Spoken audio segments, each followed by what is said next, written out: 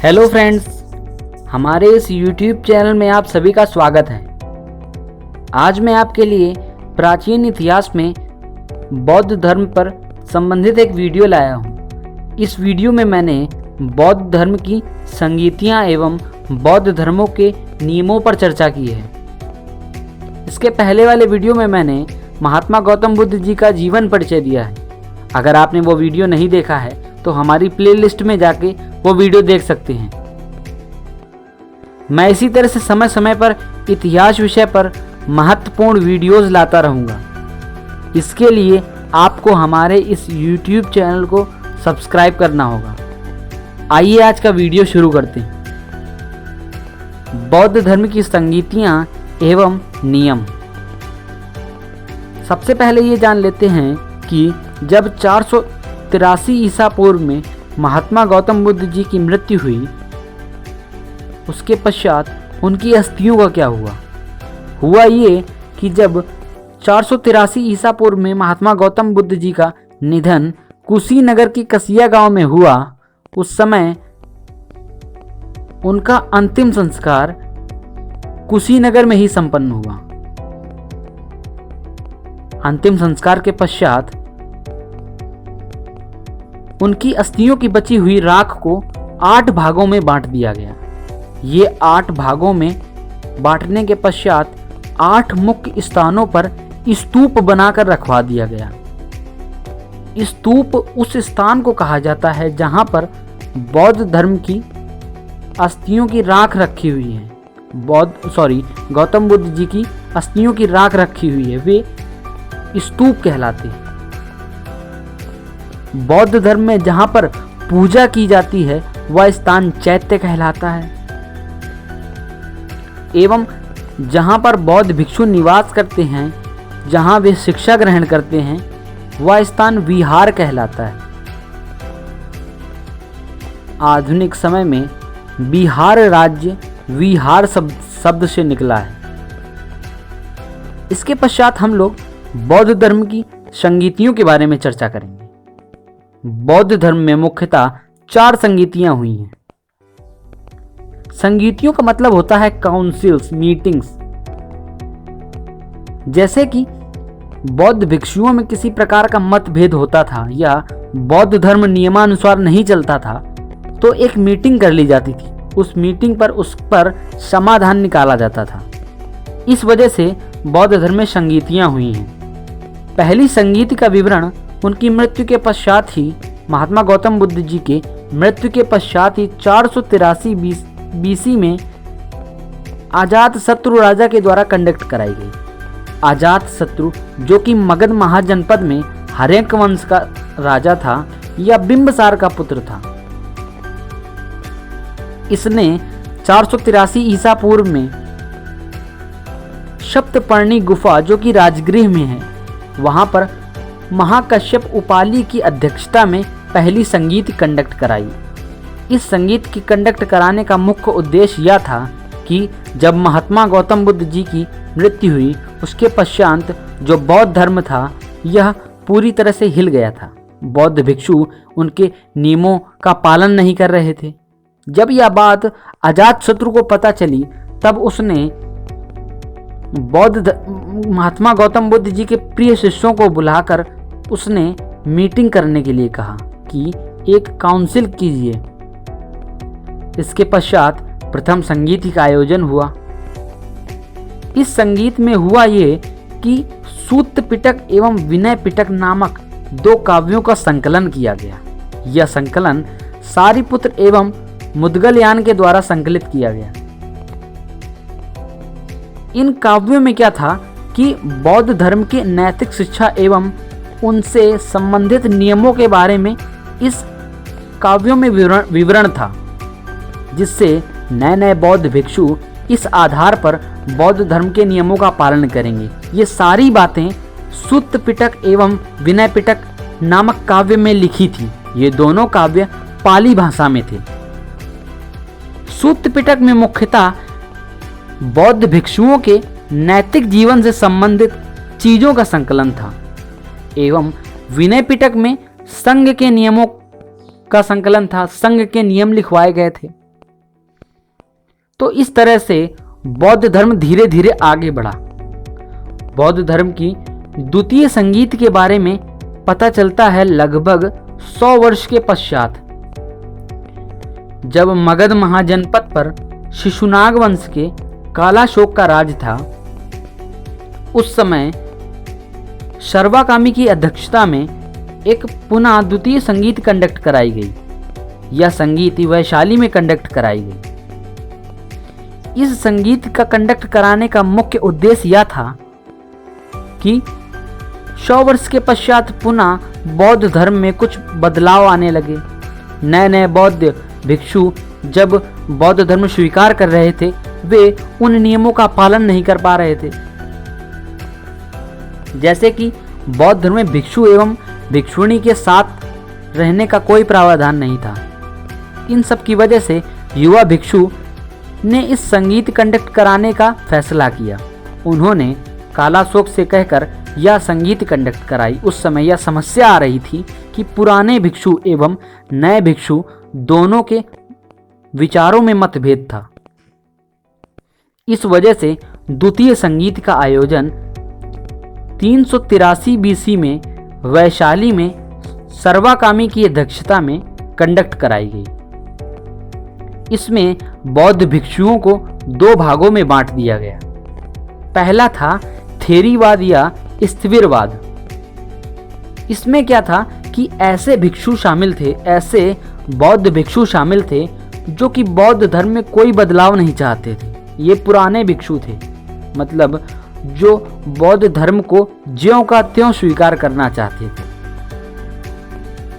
दूसरा था महासांगिक। ये नए एवं युवा भिक्षुकों का संकलन था। इसमें क्या था कि युवा भिक्षु बौद्ध धर्म के नियमों में कुछ बदलाव चाहते थे, वे उसको ज्यों का त्यों नहीं ग्रहण कर रहे थे। तो इस तरह से यहाँ पर बौद्ध भिक्षुओं को 2 भागों में बांटा गया। पहला थेरीवाद या स्थिविरवाद, दूसरा महासांगिक। तो इस तरह से द्वितीय संगीत आयोजन करने का मुख्य उद्देश्य यह था कि बौद्ध भिक्षु यहाँ पर 2 भागों में बटे। इसके पश्चात तृतीय बौद्ध संगीति का आयोजन लगभग 132 वर्ष के पश्चात पता चलता है। यह 251 BC में पाटलिपुत्र में, जब मगध महाजनपद में मौर्य वंश का शासन था और अशोक शासन कर रहा था। उस समय मोगालीपुत्रस की पुत्रतिष्य की अध्यक्षता में तृतीय संगीत का आयोजन हुआ।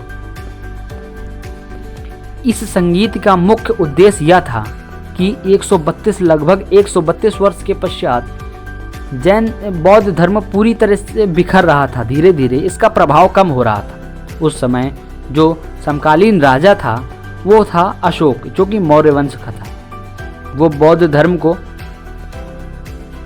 अत्यंत ज़्यादा प्रभावशाली मानता था। उसने बौद्ध धर्म स्वीकार किया था। वो बौद्ध धर्म का प्रचार प्रसार करना चाहता। तो इस तरह से तृतीय संगीत यहाँ पर पाटलिपुत्र में संपन्न हुई। इसका उद्देश्य यह था कि धीरे धीरे बौद्ध धर्म पतन की ओर जा रहा था। इसकी चिंता अशोक को हुई, तो अशोक ने मोगालीपुत्रतिष्य को बुलाकर तृतीय संगीत का आयोजन करवाया। इसमें जो द्वितीय संगीत में थेरीवाद और महासांगिक जो दोनों अलग हुए थे, इनको पुनः एक में मिला दिया गया। नियम बनाए गए और दोनों को एक में मिला दिया गया। ये भी कहा गया कि अगर कोई नियम तोड़ेगा तो उसके खिलाफ कार्रवाई की जाएगी।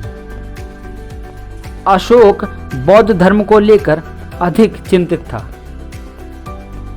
उसने बौद्ध धर्म का खूब प्रचार प्रसार कराया। उसने दूसरे देशों में भी बौद्ध धर्म का खूब प्रचार प्रसार कराया। उसने अपने पुत्र महेंद्र एवं अपनी पुत्री संघमित्रा को श्रीलंका भेजकर बौद्ध धर्म का प्रचार प्रसार कराया। वहां पर जाने के पश्चात दोनों लोग वहीं पर रह गए और वहीं पर उनकी मृत्यु हो गई समय के पश्चात। तो इस तरह से तृतीय संगीत यहाँ पर कंडक्ट हुई, अशोक के द्वारा कंडक्ट कराई गई पाटलिपुत्र में। यहाँ पर पुनः थेरीवाद एवं महासांगिक दोनों आपस में मिलकर रहने लगे। तृतीय संगीत में एक मुख्य कार्य ये हुआ कि मुगालिपुत्र तिष्य को बुलाकर इसने अभिधम्म पिटक नाम का तीसरा बौद्ध काव्य लिखवाया। यह अत्यंत महत्वपूर्ण बौद्ध काव्य था। अभिधम्म पिटक में क्या है कि सूत्र पिटक एवं विनय पिटक की मुख्य बातें अभिधम्म पिटक में मिश्रित रूप में लिखी हुई है। इसमें बौद्ध दर्शन को भी लिखा गया है। तो इस तरह से तृतीय संगीत में अशोक के द्वारा बौद्ध धर्म का प्रचार प्रसार अत्यंत कराया गया एवं बौद्ध धर्म में पुनः नियम बनाए गए। पुनः उन नियमों को फॉलो करने के लिए कई कानून बनाए गए। इसके पश्चात चतुर्थ संगीति। बौद्ध धर्म में चतुर्थ संगीत का पता इस तरह से चलता है कि लगभग 72 एडी में कनिष्क राजा के द्वारा कुंडलवन कश्मीर में चौथी संगीत कंडक्ट कराई गई। उस समय अध्यक्ष वसुमित्र थे। चतुर्थ संगीत में क्या था कि अध्यक्ष के साथ यहाँ पर उपाध्यक्ष भी थे। उस समय इस संगीत में उपाध्यक्ष अश्वघोष को बनाया गया है। अश्वघोष ने बौद्ध चरित्र नामक एक महाकाव्य भी लिखा है। इस संगीत का आयोजन करने का मुख्य कारण यह था कि लगभग 250 वर्षों के पश्चात 332 वर्षों के पश्चात पुनः से बौद्ध धर्म पतन की ओर जा रहा था। यहाँ पर अपने आप दो तरह के व्यक्ति हो गए।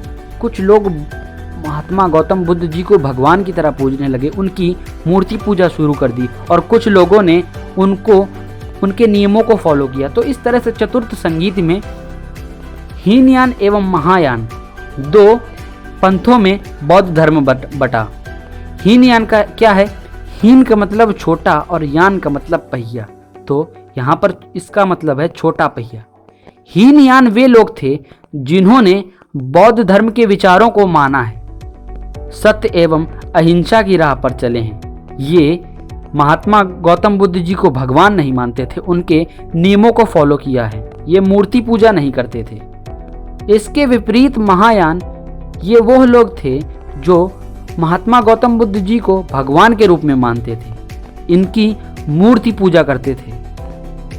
महायान मांस खाने जैसी कई कर्मकांड करने लगे। तो इस तरह से हीनयान एवं महायान चतुर्थ संगीत में दोनों अलग अलग हो गए। कुषाण वंश का राजा कनिष्क भी एक महायान बौद्ध एडॉप्ट किया था। वो महायान का समर्थक था। तो इस तरह से चारों संगीति बौद्ध धर्म की हुई, और ये इन संगीतियों का मुख्य कारण भी बता दिया। इसके पश्चात हम लोग जानेंगे कि बौद्ध धर्म के अन्य नियम क्या थे। नियमों के बारे में चर्चा करेंगे। पहले तो हम ये बता दें कि बौद्ध धर्म में जो तीन पिटक हैं, जो महाकाव्य हैं, उनके बारे में बात करते हैं। पहला है सूत्र पिटक। सूत्र पिटक जो कि शारिपुत्र एवं मुद्गलयान के द्वारा लिखाया गया है। सूत्र पिटक एवं विनय पिटक यह प्रथम बौद्ध संगीति में लिखा गया है। यह पुस्तक नैतिक जीवन से संबंधित है। सूत्र पिटक यह पुस्तक बौद्ध भिक्षुओं के नैतिक जीवन से संबंधित है। इसमें विचारों का लेखा जोखा है। इसके पश्चात विनय पिटक, इसमें संघ के नियमों के बारे में चर्चा की गई है। तृतीय पिटक है, थर्ड पिटक है अभिधम्म पिटक। इसमें क्या है? यह सूत्र एवं विनय पिटक दोनों का मिश्रित रूप है।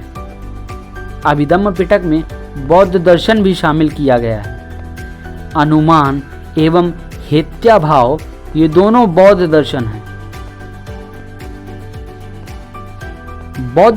बौद्ध धर्म में क्या है कि अष्टांगिक मार्ग बताए गए। कहा गया है इन अष्टांगिक मार्गों के द्वारा व्यक्ति को ज्ञान की प्राप्ति होगी और उसे किसी प्रकार का दुख नहीं होगा। ये अष्टांगिक मार्ग हैं।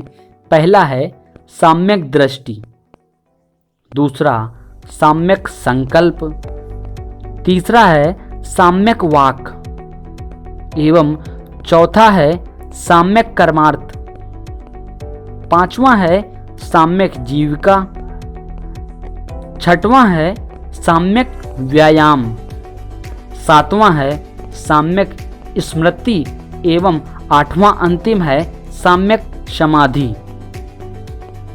इसके पश्चात बौद्ध धर्म में 4 आर्य सत्य बताए गए हैं कि ये नोवल ट्रुथ हैं। पहला दुख बताया गया है, दुख एक सच है, सत्य है। इसके पश्चात दुख का कारण भी बताया गया है। दुख का कारण इच्छा को बताया गया है। कहा गया है व्यक्ति की इच्छा ही उसके दुख का कारण है। इसके पश्चात दुख का अंत भी हो सकता है। अगर व्यक्ति अपने अंदर त्याग की प्रवृत्ति ला दे तो दुख का अंत भी हो सकता है। दुख के अंत के उपाय के बारे में भी आर्य सत्य में बताया गया है। कहा गया है यदि आप बौद्ध धर्म को स्वीकार कर लेते हैं तो आपको दुख से अंत मिल सकता है, दुख से निजात पा सकते हैं आप।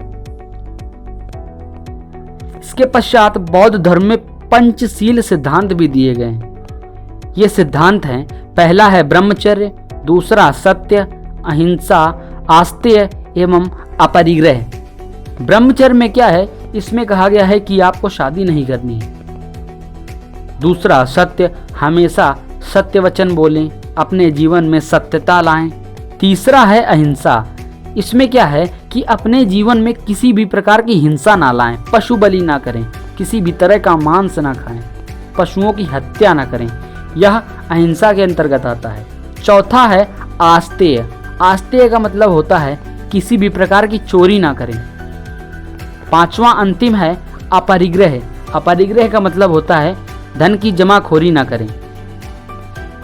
मतलब आपके पास इतना धन हो कि आपका एक वक्त का भोजन उससे चल पाए, आपको धन की जमाखोरी नहीं करनी है। तो ये 5 पंचशील सिद्धांत दिए गए हैं बौद्ध धर्म में।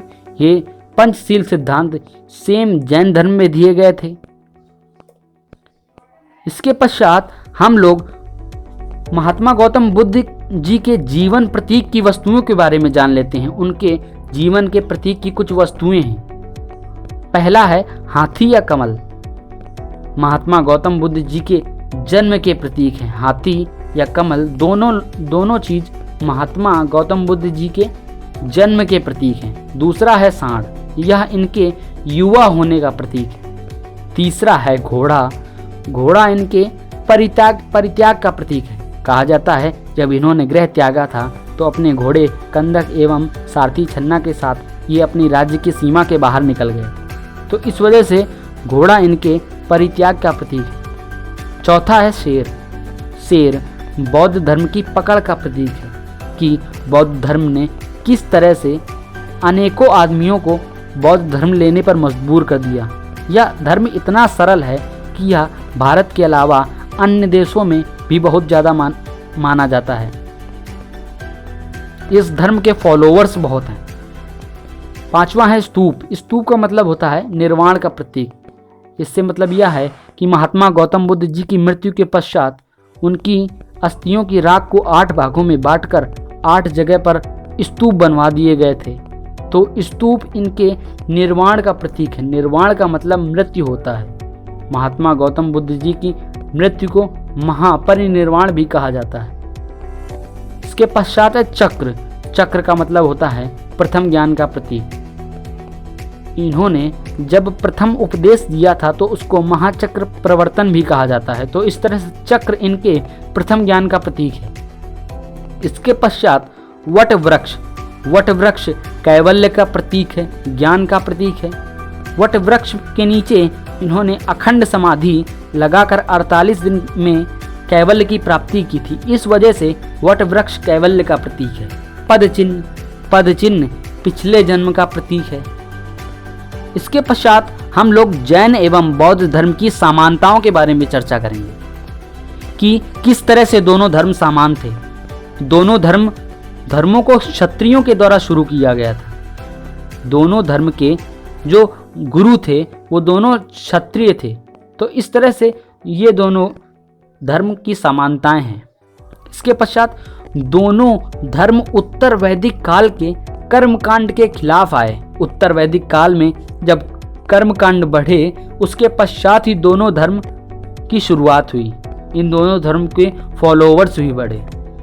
इसके पश्चात दोनों धर्मों ने वेदों को कोई महत्व नहीं दिया है। दोनों धर्मों में सत्य, अहिंसा, आस्तेय, अपरिग्रह एवं ब्रह्मचर्य के बारे में कहा गया है। दोनों धर्म जीवों की हत्या के खिलाफ हैं। अहिंसा के खिलाफ ये दोनों धर्म में कहा गया है कि किसी भी प्रकार के पशु की बलि न दी जाए। जिस तरह से एक चींटी को मारने पर कष्ट होता है उसी तरह कष्ट मानव को भी होता है। तो इस तरह से दोनों धर्म जीवों की हत्या के खिलाफ। अब आइए जानते हैं जैन एवं बौद्ध धर्म में असमानताएं। दोनों धर्मों की असमानताएं क्या क्या थी इस पर चर्चा करेंगे। जैन धर्म में क्या था कि यह धर्म बौद्ध धर्म की अपेक्षा कठिन था। इसके नियम बौद्ध धर्म की अपेक्षा कठिन थे। इस वजह से यह धर्म केवल और केवल भारत में फैला। यह धर्म भारत के अलावा अन्य देशों में नहीं जा सका। इसके विपरीत बौद्ध धर्म जैन धर्म की अपेक्षा सरल है। यह भारत की अपेक्षा अन्य देशों में भी ज़्यादा फैला। जैसे कि अशोक ने अपने पुत्र महेंद्र एवं संघमित्रा को श्रीलंका भेजकर बौद्ध धर्म का प्रचार प्रसार कराया था।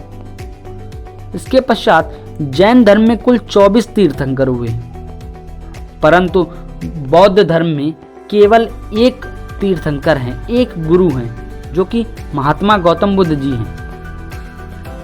जैन धर्म में क्या है, यहाँ पर उपवास रखा जाता है। कहा जाता है कि जैन धर्म के फॉलोवर्स साल के 365 दिन में 108 दिन का उपवास रखते हैं, परंतु इसके विपरीत बौद्ध धर्म में कहा गया है कि भोजन करते रहना चाहिए। जैन धर्म में क्या है, ये लोग पुनर्जन्म पर यकीन रखते हैं, परंतु इसके विपरीत जैन धर्म में पुनर्जन्म पर यकीन नहीं किया जाता है। इसके विपरीत बौद्ध धर्म में पुनर्जन्म को वरीयता दी गई। जैन धर्म के लोग आत्मा पर यकीन करते हैं, परंतु गौतम बुद्ध जी ने आत्मा के बारे में किसी भी प्रकार की जानकारी नहीं दी। जैन धर्म के जो काव्य हैं, जैन धर्म के जो उपदेश हैं, ये सारे प्राकृत भाषा में हैं, एवं बौद्ध धर्म के जो काव्य हैं, जो तीनों पिटक हैं, ये सारे पाली भाषा में हैं। तो इस तरह से दोनों धर्मों की ये असमानताएं हैं। आज के लिए इतना ही। अगले वीडियो में मैं जैन धर्म से संबंधित महत्वपूर्ण प्रश्न लाऊंगा, जो कि आगामी एक दिवसीय परीक्षाओं के लिए अत्यंत इम्पॉर्टेंट है। मैंने पिछले पुराने प्रीवियस ईयर प्रश्न भी इसमें शामिल किए हैं। तो इस तरह से अगले वीडियो में हम लोग बौद्ध धर्म के प्रश्नों पर चर्चा करेंगे। आज के लिए इतना ही। Thanks for watching this video friends.